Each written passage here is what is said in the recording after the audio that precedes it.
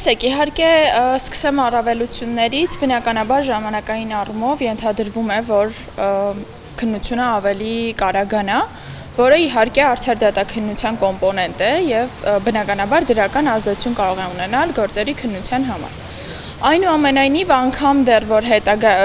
նախկին պրակտիկան նայենք, անգամ կալանքների և խաբամամիջոցների և այլ քննության հարցում, անձամբ ես բավական խնդրահարույց կետեր էի տեսնում գրավոր ընթացակարգով քննության դեպքում, նախ անձի հետ անձնական շփումը ինքը շատ կարևոր է, որովհետև ըստ էության, երբ անձի վերաբերյալ այդքան ճակատագրական որոշում ես կայացնում, առնվազն որոշակի առումով պետք է ծանոթ լինես անձին, անձի հետ հենց անձամբ շփվելիս լիքը բաներ են բացահայտվում, մարդկային տեսակներ, որակներ, օրինակ, չգիտեմ, իրոք փոշմանելու, հնարավոր է թղթի վրա գրել, օրինակ, ես փոշմանում եմ, դա հեշտ է, բայց անձնական խոսակցության ժամանակ արդեն վերաբերմունքից ավելի ակնհայտ է դառնում։ Իհարկե սրանք մանր օրինակներ են, բայց ըստ էության ընդհանուր առմամբ հնարավոր է, որ լիքը բաներ արանքում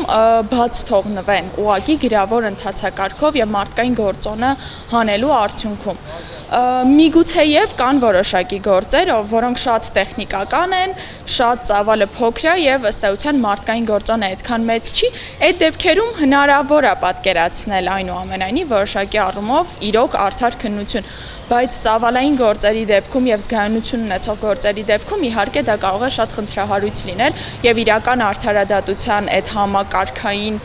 մոտեցումը կարծես թե կորում է, ստացվում է, որ ամբողջական բեռը այդ ի պաշտոնե քննության մենք թողնում ենք բացառապես Արաչի Այծյանի դատարանի, այսինքն մեկ դատավորի վրա։